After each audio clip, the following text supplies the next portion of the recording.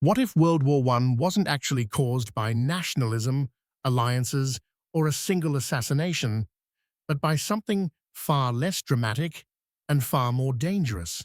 What if the guns of August were fired not because empires hated each other, but because they owed each other? What if the entire conflict wasn't about territory, but balance sheets?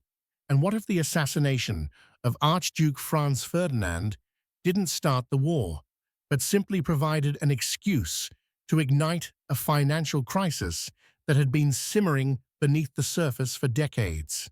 To understand how the world stumbled into a mechanized slaughterhouse in 1914, you have to step back decades earlier and watch Europe make a catastrophic discovery. You could borrow an empire into existence faster than you could conquer one into existence.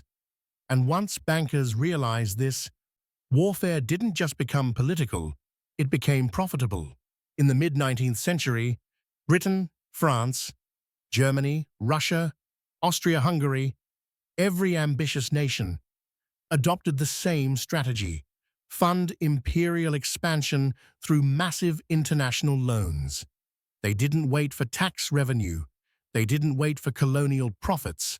They borrowed first, conquered later, and hoped the profits would materialize eventually. Empires weren't built by generals, but underwritten by bond markets. Britain mastered this strategy before anyone else.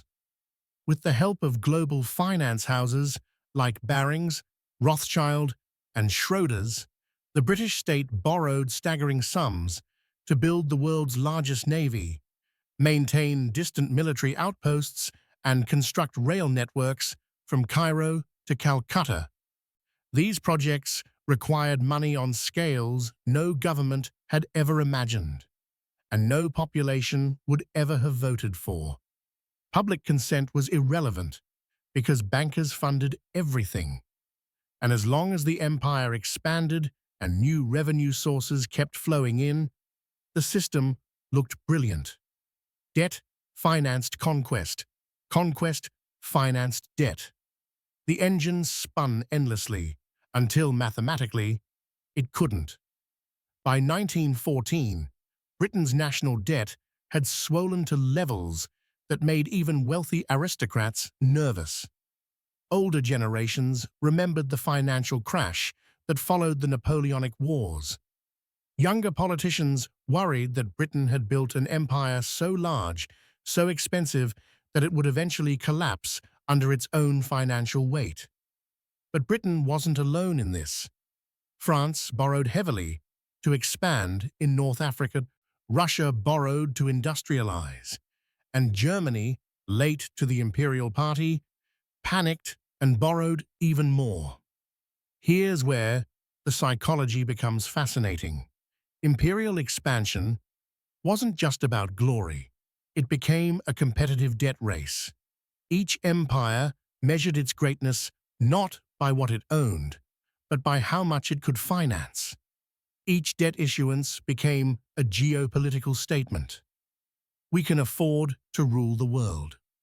German debt exploded faster than anyone else's because Germany was trying to catch up in a single generation. Nation-states that had spent centuries slowly accumulating influence were suddenly confronted by an industrial juggernaut with access to modern capital markets and a national elite determined to humiliate their rivals.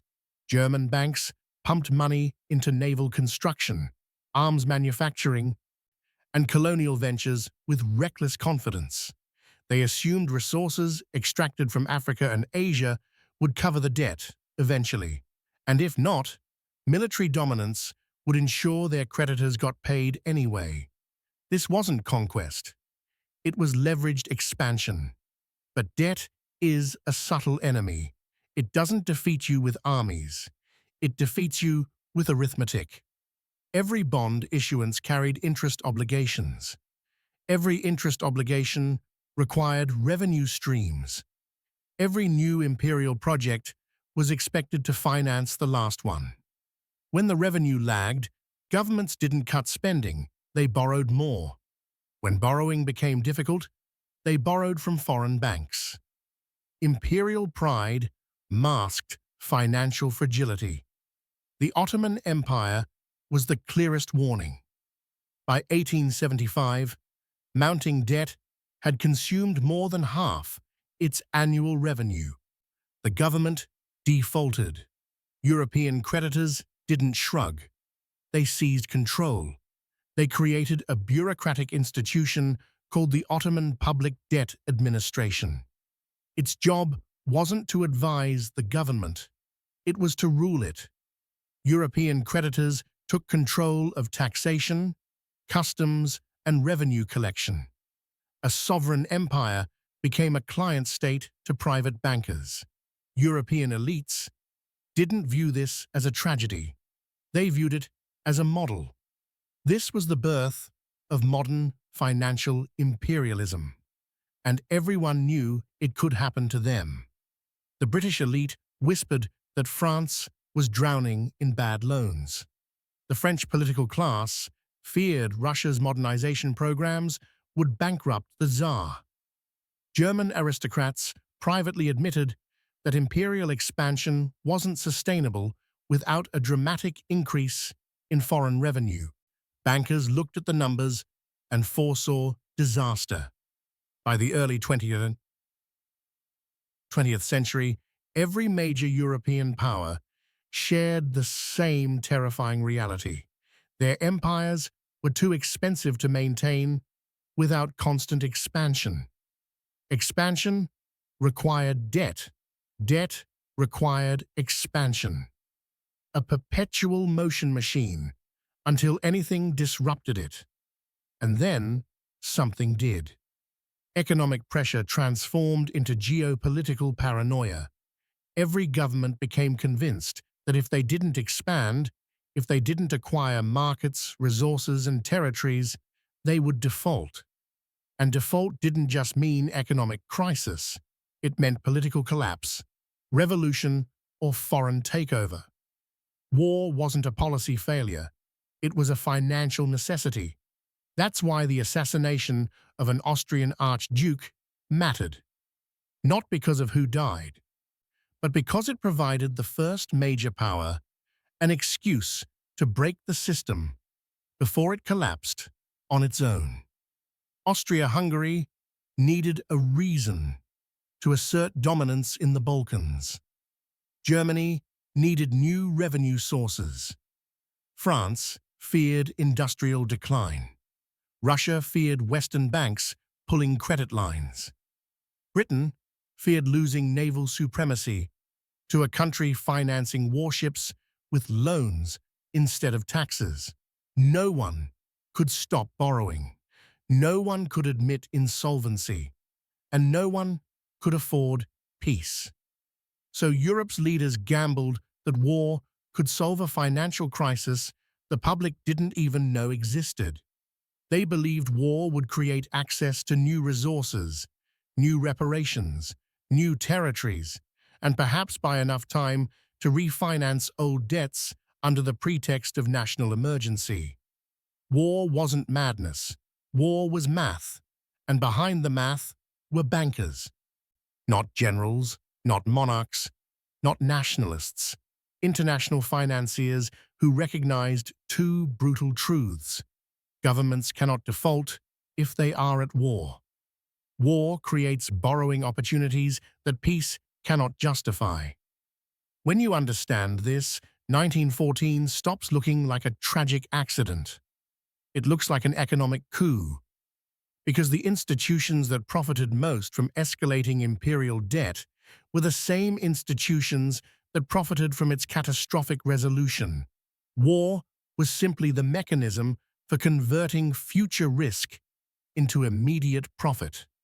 And the people who funded the war weren't patriots. They weren't loyalists. They weren't citizens of nations. They were citizens of finance. The bankers didn't start the war because they hated Germany or Britain or France. They started it because they owned Germany and Britain and France. And war made those investments infinitely more profitable.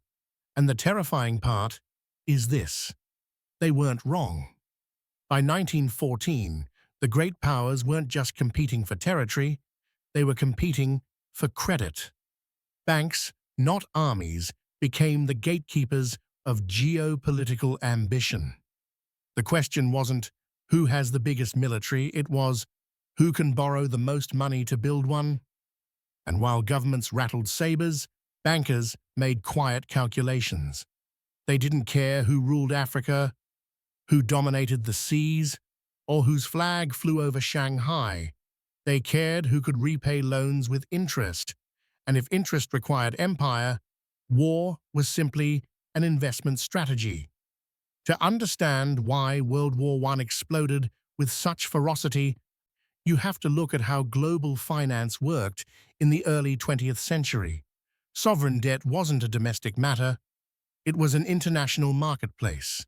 Bonds issued by Britain, France, Germany, and Russia were traded in London, Paris, New York, and Amsterdam. Investors in Boston held paper claims on Russian taxpayers. Swiss bankers profited from French colonial revenue.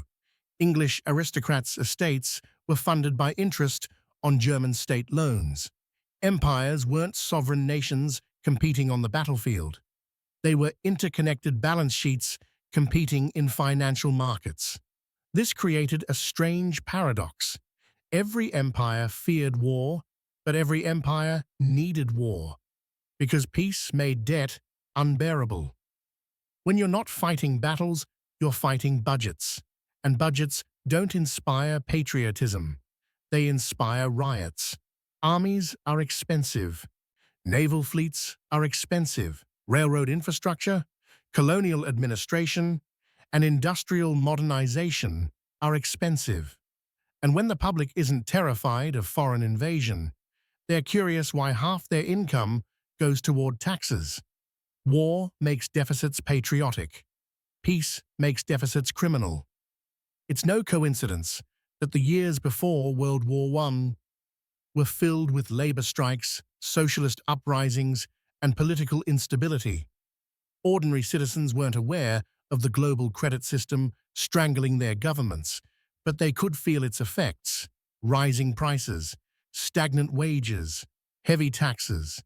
Politicians faced two choices: raise taxes and risk revolution, or borrow more and risk collapse. They chose borrowing. And bankers loved it. Debt isn't just money owed, it's power granted. When a government borrows, it becomes dependent. And when multiple governments borrow simultaneously, they become interdependent. Britain didn't just need British bankers, it needed French bankers, German bankers, and most importantly, American bankers. This interdependency is the secret engine of World War I. The real battles weren't fought by armies, they were fought in bond markets.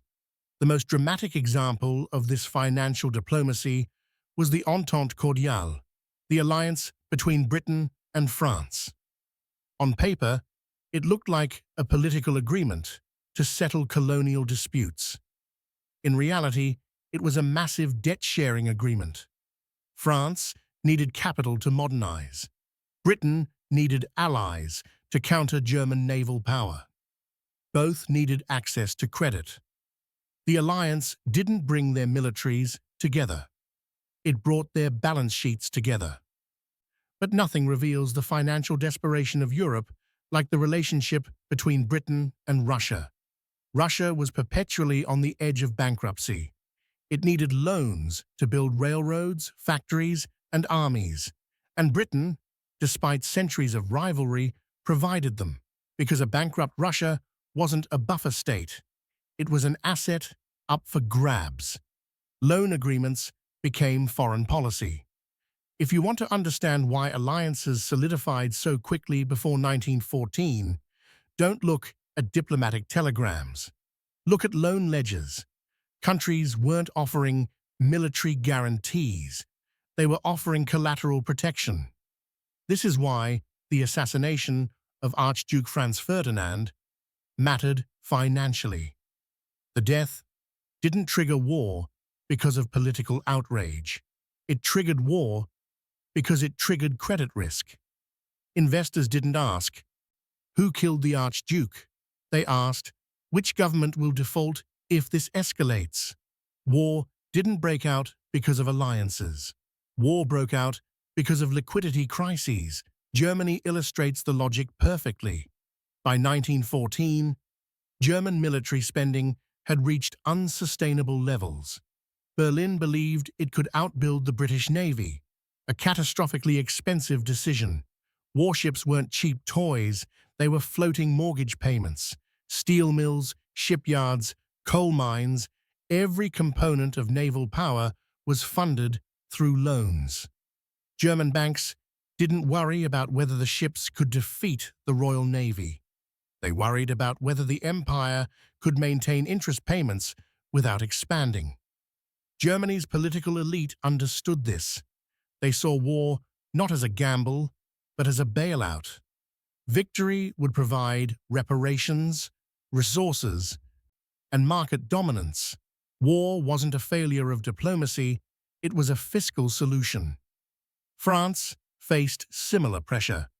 The Third Republic was chronically unstable, politically divided, and heavily indebted. The memory of the Franco-Prussian War still haunted the national psyche, but the real fear wasn't Germany, it was bankruptcy. French industries lagged behind German competitors. Tax revenues stagnated. Military modernization required capital France didn't have. War provided an excuse to borrow more, print more, and nationalize the economy under emergency powers. Russia was the most precarious. The empire was enormous, underdeveloped, and drowning in foreign debt. Peasant revolts and strikes were ripping the country apart. The government faced imminent collapse unless it secured additional credit. Credit it could only obtain if it demonstrated its value as a military ally. Russia didn't join the war because of honor. Russia joined because bankers demanded collateral. Then there was Austria-Hungary, a multinational empire so fragile that every ethnic grievance threatened dissolution. Vienna didn't fear invasion, it feared default. War promised something peace could never deliver, a coherent national narrative to justify financial mobilization. Killing Serbian nationalism wasn't about territory, it was about securing loans to maintain an empire that had run out of reasons to exist. The last piece of the puzzle was Britain, the empire that pretended to be invincible but privately feared insolvency. British naval supremacy was a myth that relied on constant borrowing. The Royal Navy didn't secure trade routes, it secured loan repayments. British ships weren't symbols of dominance, they were collateral instruments. When Britain entered the war, it didn't act out of loyalty to Belgium. It acted to protect a global financial system it had designed, controlled, and leveraged into existence. But even Britain didn't have the financial capacity to sustain a global conflict indefinitely. The empire could finance a war for a few months, not years. So Britain did the unthinkable. It begged the only country rich enough to save it, the United States. This is where the story gets explosive. The United States wasn't just a neutral nation with deep pockets. It was a rising industrial powerhouse with an emerging central bank, a modern financial system, and an elite eager to capitalize on the bankruptcy of European empires. American bankers had something Europe desperately needed: liquidity. And liquidity during wartime wasn't just money, it was leverage. The war didn't make Europe dependent on America. The war revealed that Europe already was dependent and didn't know it. Because the true battlefield of World War I wasn't France or Belgium. It was Wall Street. And the real question wasn't who would win militarily, it was who would own the winners financially. When most people think about the United States and World War I, they picture Woodrow Wilson reluctantly leading a peaceful nation into a tragic global conflict. They imagine an idealistic America, morally outraged by submarine warfare, reluctantly joining the fight to defend democracy and save civilization. But the truth is far stranger and far more revealing. America didn't reluctantly join the war. America was running the war from a safe distance years before it fired a single bullet. And the most powerful man in that story wasn't the president, or a general, or a diplomat. It was J.P. Morgan Jr., an American banker whose empire held the purse strings of Europe long before the first American soldier set foot in France. To understand how Morgan engineered a transformation of global power, you need to understand the financial catastrophe facing the European allies in the early years of the war. Britain, France, and Russia were fighting three industrial military superpowers simultaneously: Germany, Austria-Hungary, and the Ottoman Empire. They needed weapons, ammunition, food, fuel, uniforms, chemicals, and steel, in quantities no European country could produce alone. The war wasn't just burning through soldiers, it was burning through money, and burning at a rate not seen in human history. To keep machines of war running, Allied powers needed resources only one nation could provide at scale: the United States. From 1914 to 1916, Europe's armies ran on American coal, American grain, American oil, American weapons, American chemicals, American copper, and American steel. Without these supplies, the Allied war machine simply stops. But here's where the story becomes surreal. The European governments didn't have enough money to pay for any of it. The war had devastated trade, collapsed tax revenues, and forced states to borrow at unprecedented rates. Britain and France were issuing bonds so fast that even their own citizens couldn't absorb them. Inflation loomed, default loomed, bankruptcy loomed. The Allies were drowning, and Wall Street threw them a lifeline. Not out of charity, but profit. In 1915, J.P. Morgan Jr. organized a private banking syndicate of 2,200 American banks, the largest financial cartel in history, to float a $500 million loan to Britain and France. But that loan wasn't merely financial support. It was a takeover. Under the terms of the agreement, every single British munitions purchase in America had to go through Morgan's firms.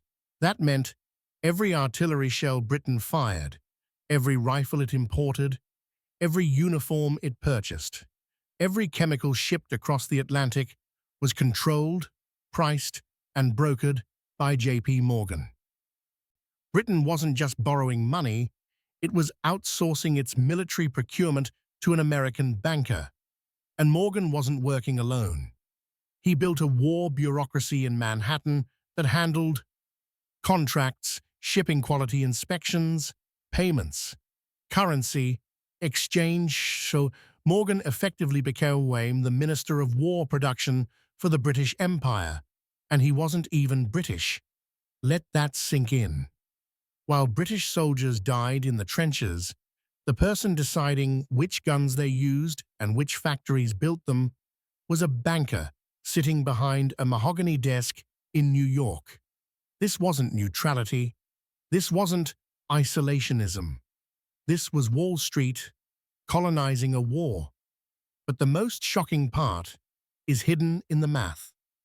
By 1916, Morgan's syndicate was responsible for purchasing 40% of all Allied war supplies in the world. 40% of a world war managed from one office tower in Manhattan. Now consider the incentives. If the Allies won, Morgan's loans would be paid back with interest. If the Allies lost, Morgan's loans would default and collapse the American financial system. Morgan didn't just want the Allies to win. He needed the Allies to win. Neutrality was no longer an option. Peace was no longer profitable. Victory, at any cost, was the only outcome that made financial sense to Wall Street. And remember, this was before the United States government had any formal involvement in the war. Morgan didn't serve a nation. Nations served him. But Morgan wasn't just financing the war, he was influencing its direction. Because when you control a country's supply chain, you control its military strategy. If a nation needs artillery shells, you can encourage artillery offensives. If a nation needs steel for tanks, you can delay mechanized warfare. If a nation needs loans, you can dictate policy. Morgan wasn't planning battles, but he was shaping the battlefield. And right when Europe ran out of gold, something miraculous happened, something so perfectly timed that conspiracy theorists don't need to stretch their imagination. The Federal Reserve was created in 1913, 1 year before the war began. For the first time in American history, private bankers had a central banking system capable of expanding the money supply, coordinating loan syndicates, backstopping international finance, monetizing sovereign debt. Without the Federal Reserve, Morgan could not have financed the war at scale, and the Allied powers would have collapsed before 1916. Think about that. A central bank created in secret meetings, managed by private interests, suddenly became the engine that powered the largest war in history. Coincidence or design? The fact doesn't depend on intent. The Federal Reserve made World War I financially possible, and Morgan didn't just use the Fed, he weaponized it. Between 1914 and 1917, American financing transformed Europe from creditor empires into debtor states. The numbers are staggering. In just 3 years, Britain went from being the world's largest creditor to owing billions to American banks. France went from financier of continental politics to a financial dependent of New York. Russia, already drowning in debt, became hopelessly bound to Western capital and set itself on a path toward revolution. Morgan didn't just fund the war. He restructured global power. And America wasn't just selling supplies. It was accumulating leverage. Industrial production soared. Corporate profits soared. Exports exploded. Wall Street ran the war. American factories fed the war. European soldiers died in the war. And the United States government did nothing, officially. That was deliberate, because as long as America remained neutral, it could sell to the Allies without political accountability, loan money without diplomatic constraints, accumulate power without imperial obligations. Meanwhile, Morgan's profits depended on one simple condition: the Allies must not lose.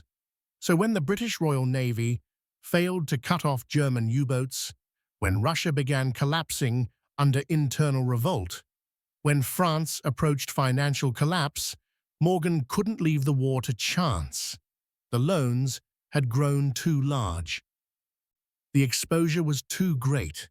A default wasn't just bad for Europe, it would destroy Wall Street.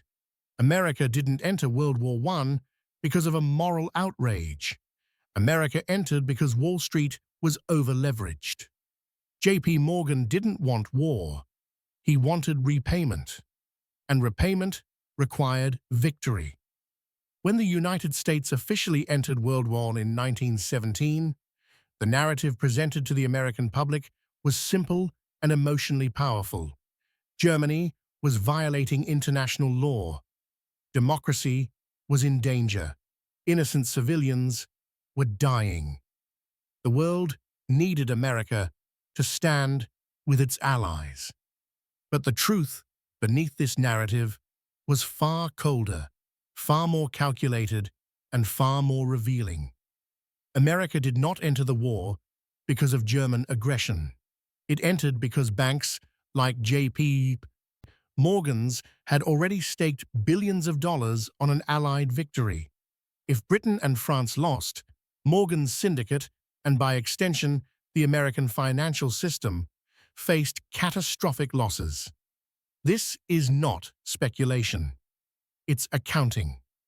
By early 1917, Morgan had arranged loans exceeding $1.5 billion to the Allies, a sum equivalent to roughly $35 billion in today's money. The United States couldn't afford neutrality anymore, not morally, but mathematically. Military intervention wasn't an idealistic crusade, it was a bailout. Congress didn't declare war, it approved a rescue operation. But even before America entered the war, something profound had happened. The global balance of power shifted, quietly, invisibly, and permanently. For centuries, Europe had been the center of global finance. London was the ultimate creditor nation. Paris was the cultural capital of civilization. Berlin was the industrial powerhouse of the continent. But by 1916, these once dominant nations were drowning in debt and borrowing from a former colony that they had once dismissed as provincial, unsophisticated, and politically unstable. World War I created a global financial inversion. The old empires fought, the new empire financed, and that new empire wasn't the United States government. It was American banking institutions. Morgan and his syndicate weren't just funding war, they were engineering the end of the European century. But here's where the story becomes even more unreal. The United States government didn't just enter the war, it entered as the banker of last resort for the Allied coalition. Between 1917 and 1918, the U.S. Treasury issued over $10 billion in loans to foreign governments, transforming the United States from a debtor nation into the largest creditor in world history. Here's the comparison. In 1914, the United States owed the world money. By 1918, the world owed the United States money. This transition didn't just change economics, it changed geopolitics. If you want to know what replaced the British Empire after 1918, it wasn't the American military, it was American credit. This is why World War I didn't just destroy empires, it destroyed their balance sheets. And there was no better example of financial devastation than Britain, the empire that ruled a quarter of the planet and now found itself so broke that it had to mortgage its own future just to survive. Britain didn't just borrow from America to fund its war machine. It borrowed to fund other nations' war machines. In 1916, Britain paid for most of Italy's military expenses, two-thirds of France and Russia's war costs, and its own massive military operations. To make matters worse, Britain wasn't paying these costs with cash. It was paying with American credit. The empire didn't collapse in 1945 or 1956. It collapsed the moment it became financially dependent on a foreign lender. The war had one consistent winner: interest payments. Every shell fired in Europe was a line item in an American ledger. Every life lost was a future installment on a debt contract. Once the war ended, the carnage didn't stop. The balance sheets just got passed to the next generation. Because when the guns fell silent in 1918, Europe didn't return to business as usual. The continent was bankrupt, shattered by a financial system that had monetized annihilation. Governments were insolvent, industries were ruined, civilians were taxed into starvation, and yet the debts remained. To service them, governments slashed social spending, raised taxes, debased currencies, and seized private assets. And when the public revolted, politicians didn't blame banks. They blamed foreigners. They blamed traitors. They blamed ethnic groups. They blamed enemies that didn't exist. War had been a financial necessity. Peace became a political impossibility.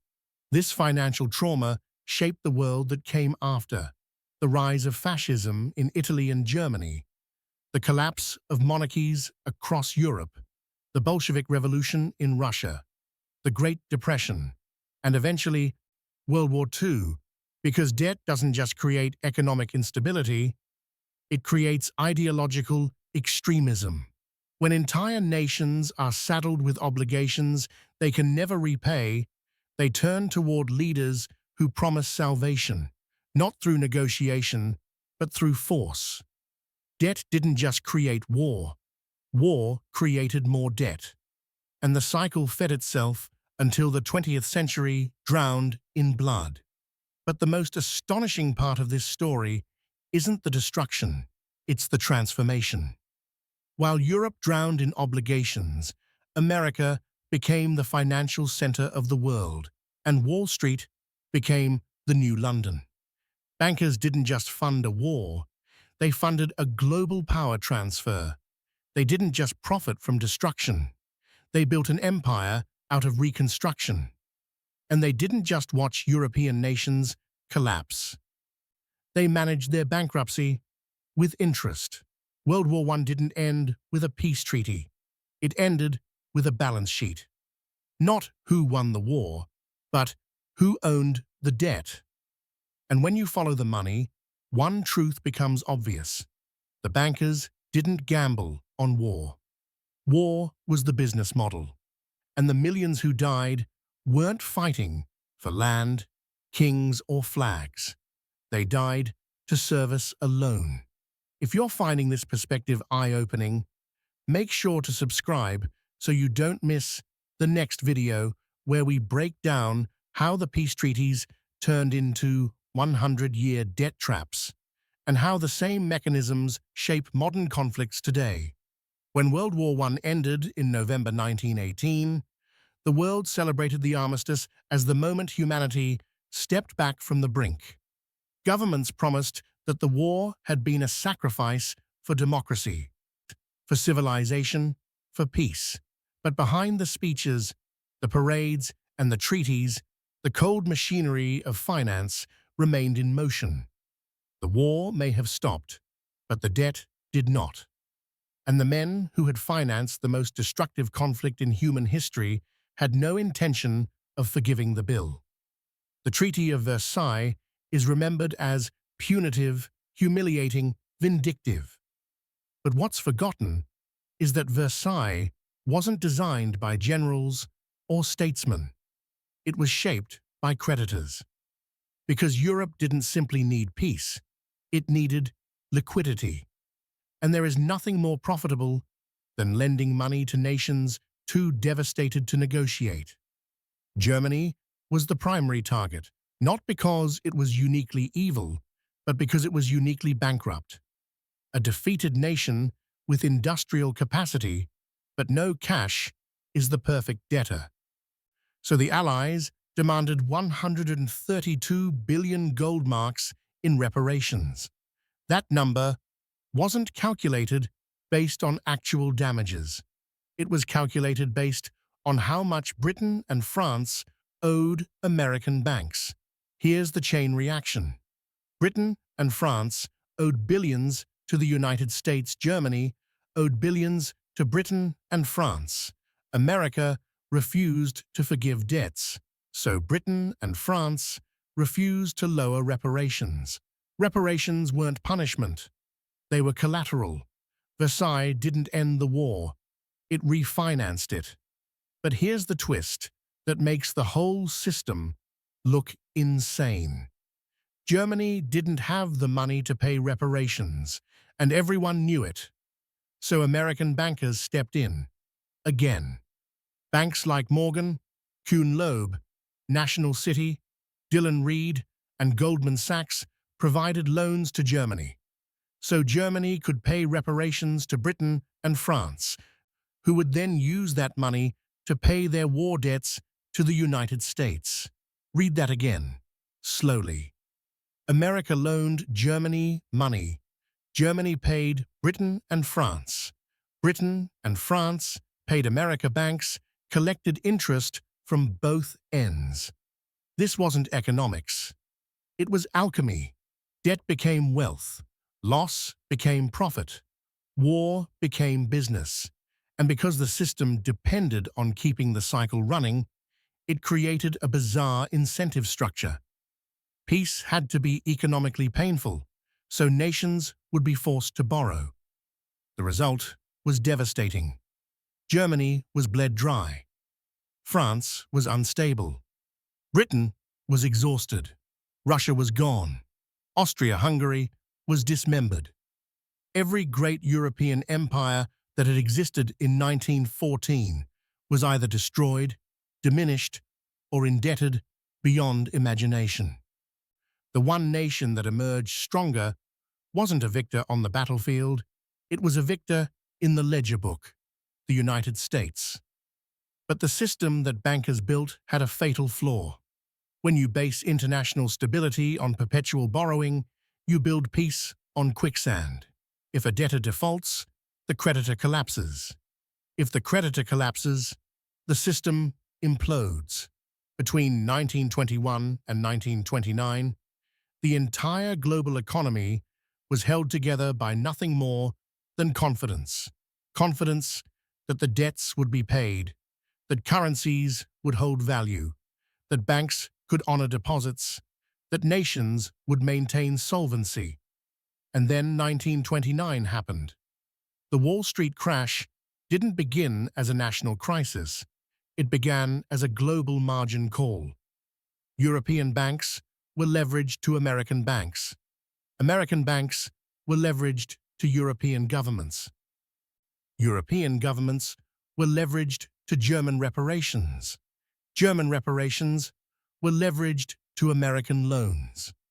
When American credit contracted, the whole system broke in sequence. Germany defaulted. Britain abandoned the gold standard. Austria's largest bank collapsed. France descended into political chaos. The Great Depression wasn't caused by stock market speculation. It was caused by interwoven sovereign liabilities that collapsed simultaneously. This is where the mythology of the 20th century distorts reality. People think the rise of fascism in Germany was driven purely by xenophobia, nationalism, or wounded pride. But Hitler didn't gain power in a moment of triumph. He gained power in a moment of default. Germany needed a leader who could declare financial war on the treaty system itself. Look at Hitler's speeches in the early 1930s. Over and over, he repeats the same theme. Germany will not pay the debts. Germany will not obey Versailles.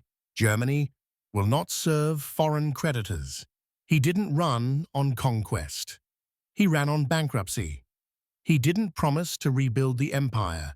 He promised to destroy the financial system that had turned Germany into a debtor prison. He wasn't elected because he was charismatic. He was elected because he was anti-creditor. And he wasn't wrong about Germany's economic reality. By 1932, 6 million Germans were unemployed. Factories were shuttered. Banks collapsed.